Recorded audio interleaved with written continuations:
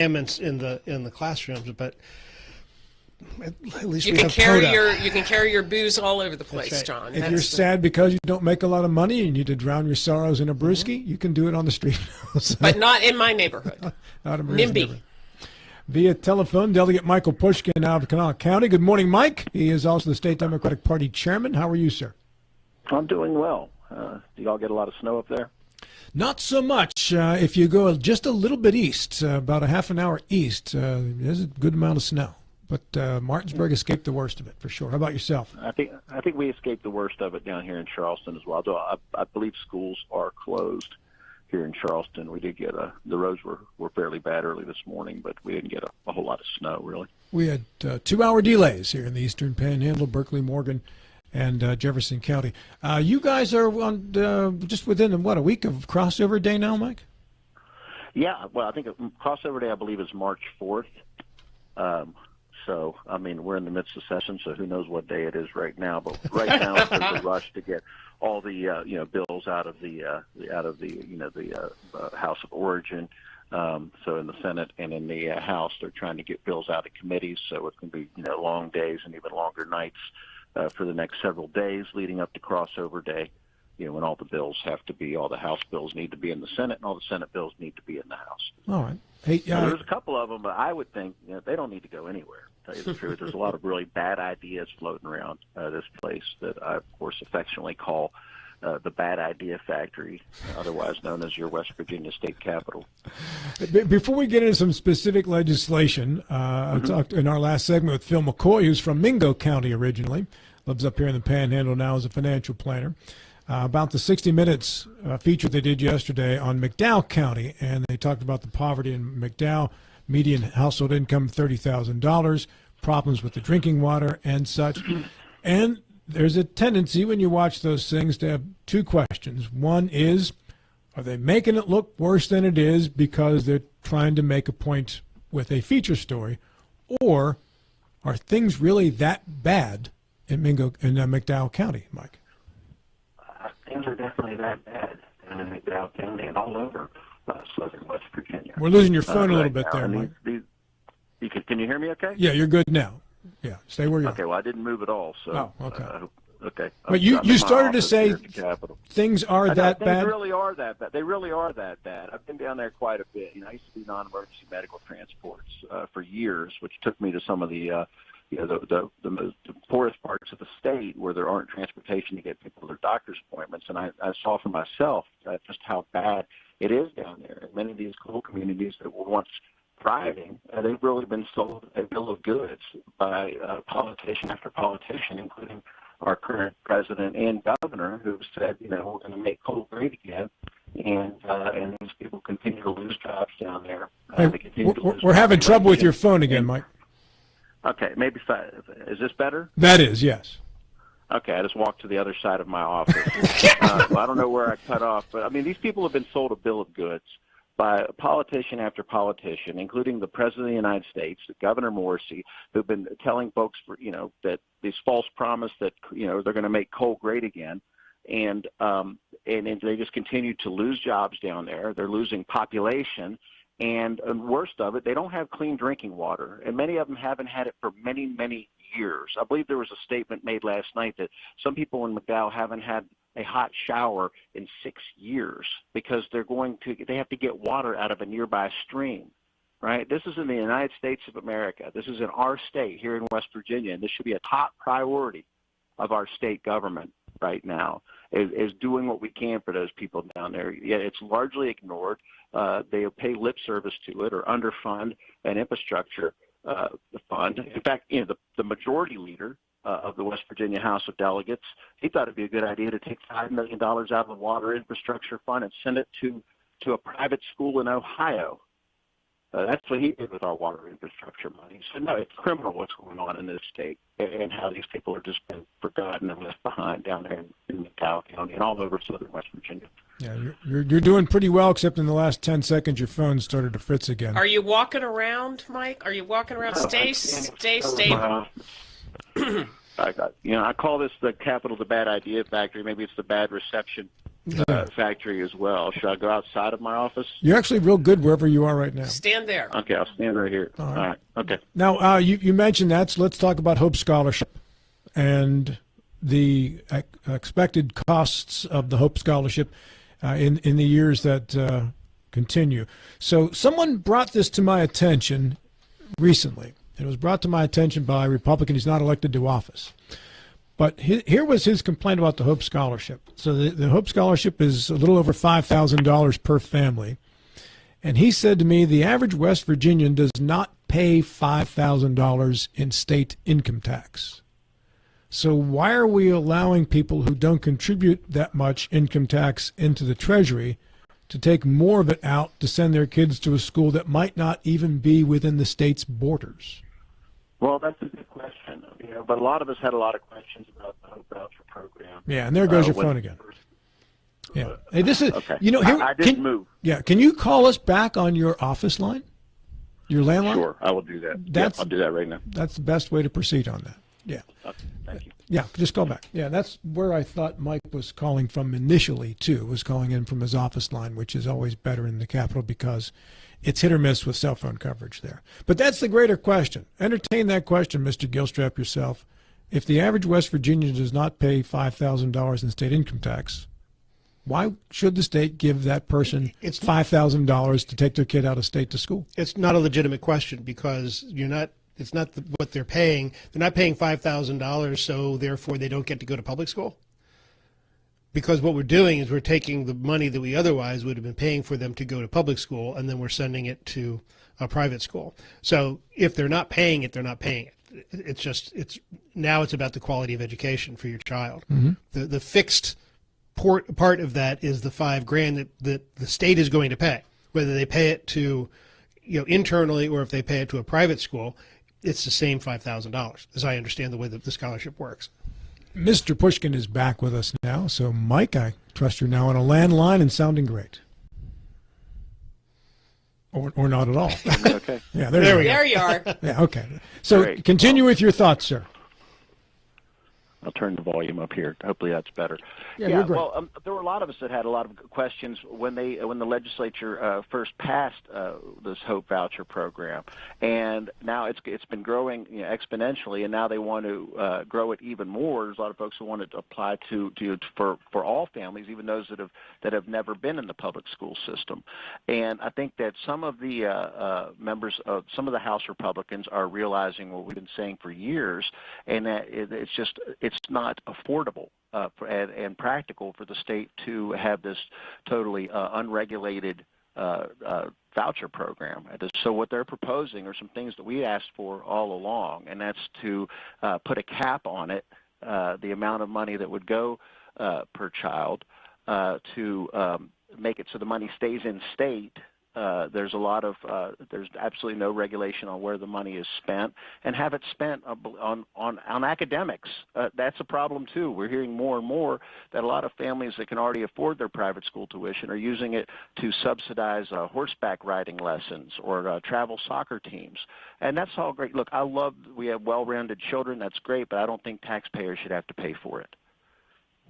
You believe then, Mike, that there need to be some sort of guardrails, and those guardrails include perhaps an income cap for parents who want to use the Hope Scholarship. Talk a little bit about that. Yeah, I think there should be some sort of means testing for families that use the voucher program. Of course, that's not being proposed as part of the guardrails that were in the bill that is still in House Finance, by the way.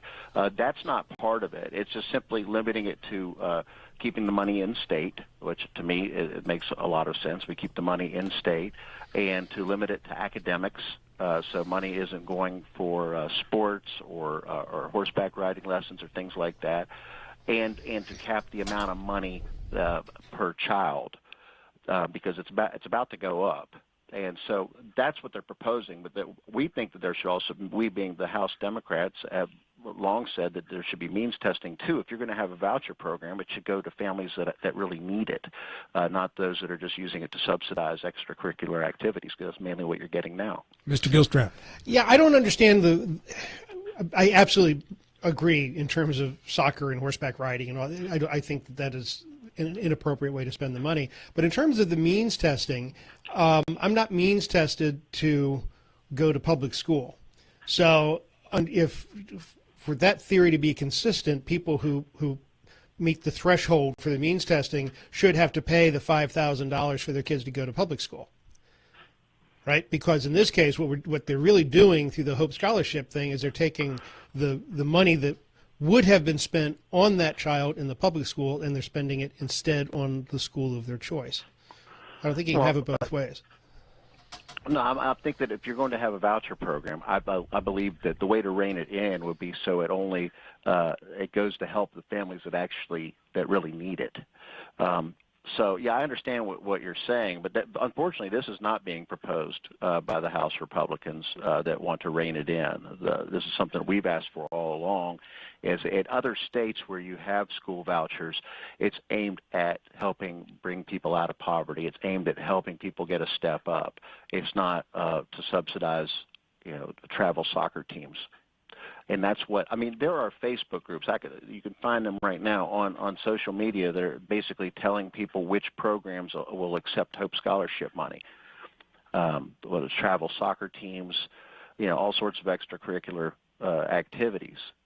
And that's not, like I said, I love that these kids are well-rounded and getting great education, but this is not a good use of our tax dollars, not a good use of our public funds. And I think people on the other side of the aisle are finally starting to see that, of this gaping hole it's going to leave in our budget, and they're wanting to, put some regulations on. Unfortunately, they already let the toothpaste out of the tube, and it's going to be very hard for them to do so. And they're very split amongst Republicans on how to proceed on this, but they know that they have to do something, or going forward they're going to completely defund public education. But maybe that's what some of them want to do. Did they propose a cap of $5,000 going forward, Mike? I believe that's in the bill. I think it might be a little bit more than that. So that would be mainly for those who are using the voucher to pay for a private school. I don't believe that would have an effect on those that take their kids out of school to homeschool them, because they're not taking that much money right now. And what's the status of the bill right now? I mean, I know it was pulled from the Senate late last week, and then where is it exactly now? No, it's in House Finance, okay. And that's where it originated. They had a hearing. In the House, we have a day where we have a hearing, and then we have markup and passage. It was scheduled. It was on the agenda for markup and passage, I believe, on Friday, or sometime late last week, and then they pulled the bill off the agenda and abruptly adjourned. So it's still in the possession of House Finance. Delegate Mike Pushkin, our guest. They put it back on. I'm not sure yet. State Democratic Party Chairman. I know you wanted to talk about some election bills too, Mike, so let's get into that right now. Yeah, I'll tell you, I try to get out and talk to my constituents as much as I can, and more importantly, listen to them. And one thing I never hear from anybody is they would like more money in politics. They think that their big problem is they would love to contribute more to candidates and to political parties, but there's these limits on. But instead we have these bills, and a lot of them are being introduced by the chair of the Republican Party, who's also in the legislature like I am. The most recent one is to allow for individuals to give up to $50,000 for these state party building funds. I'm not sure what a state party building fund actually is, but basically it just allows for individuals to give up to $50,000 to. I've had nobody calling me and say, you know what my biggest problem is?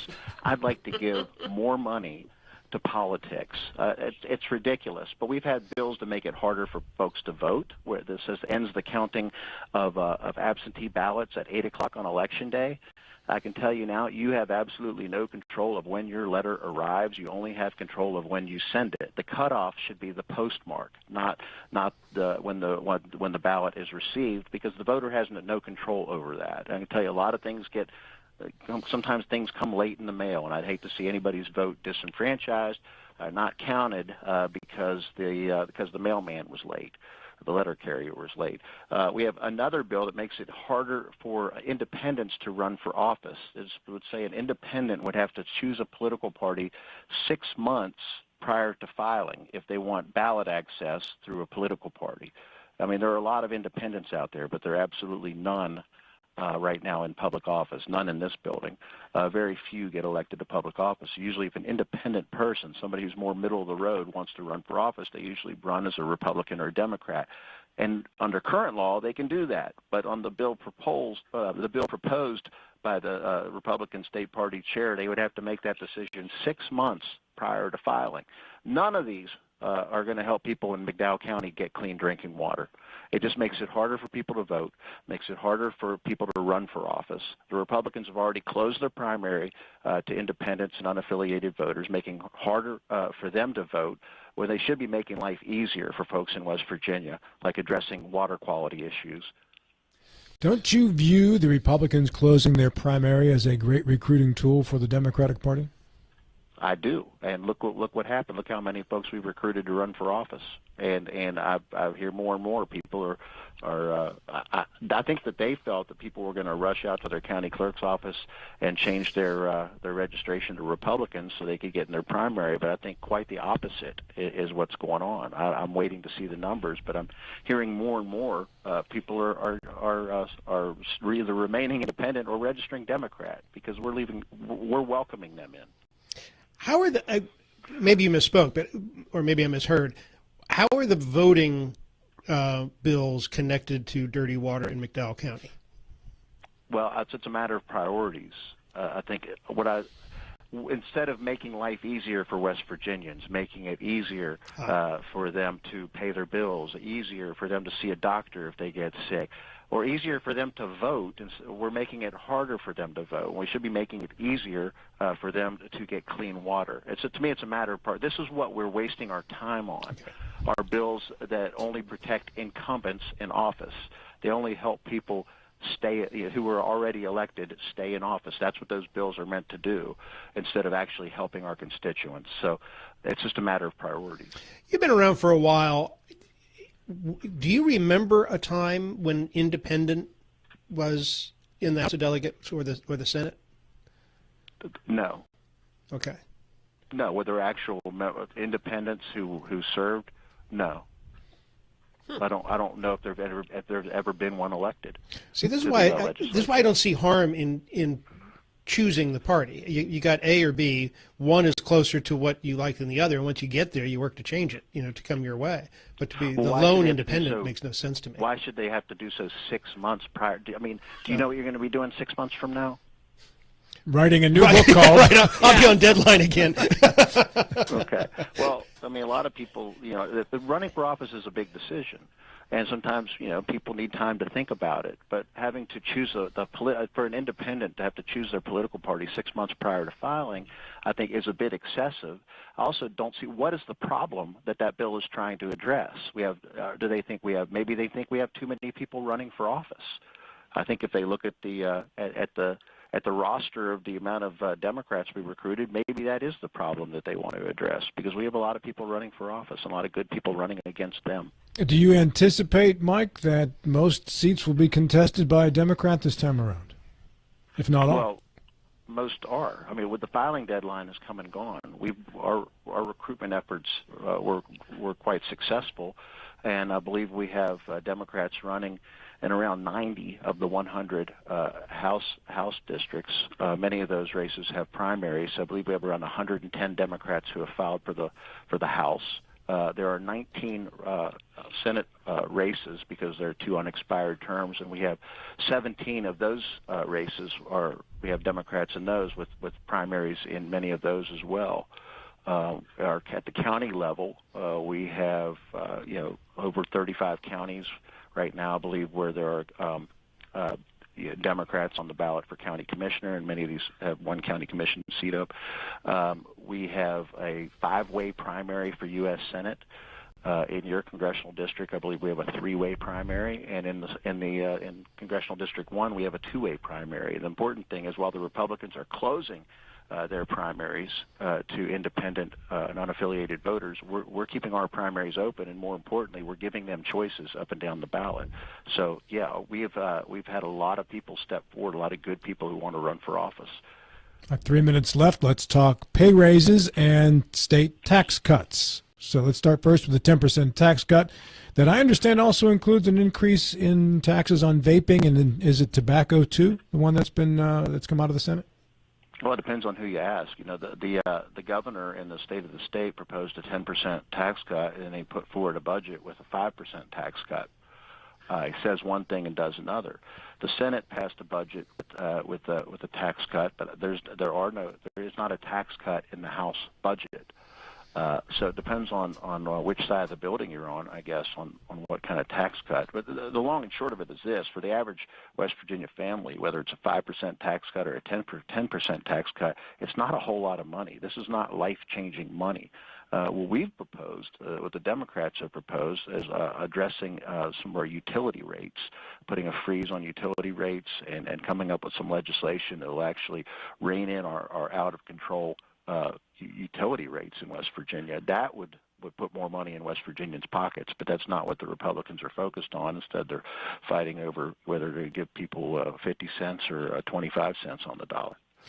And go ahead, Maria. I was just going to ask, what are the chances of any tax cut bill passing then? I'm not sure. I think a lot of the Republicans, at least on the House side, are looking at it and think that we can't afford it right now, especially if they don't rein in the Hope voucher program. And let's talk pay raises. I'm sorry. Mm-hmm. Well, that was something that was promised because we back 3 years ago they passed the bill that would allow the premiums to go up for PEIA for our public employees. Since then, the pay raises have been needed at the very least to offset those, but that's what you're seeing. The pay raises just offset the premium increases. So it's not really, I wouldn't call it a pay raise, but that bill is moving. I think the House already passed it, sent it over to the Senate, but that's just the three professions that are listed in state code. So that doesn't affect the rest of our state workers as well, but that would need to be done in the budget. So we'll keep an eye out for that in the budget as well. But our teachers and our correctional officers and our many of our first responders that are on the state level and folks that fix our roads and our bridges, they deserve a pay increase. I don't believe the one they're getting, the one that's being proposed, is enough to really offset what we're taking from the other hand in the PEI premium increases. Mike, let me just salute your landline. It definitely saved the interview. Well, this is the first time I've used this phone in years. I forgot I had a landline in here. But I'll tell you what, from now on, if I'm here and I'm talking to y'all way up there in the Eastern Panhandle, I'll make sure that I use the old-fashioned landline. Promise? Yeah, I think it's like a rotary phone.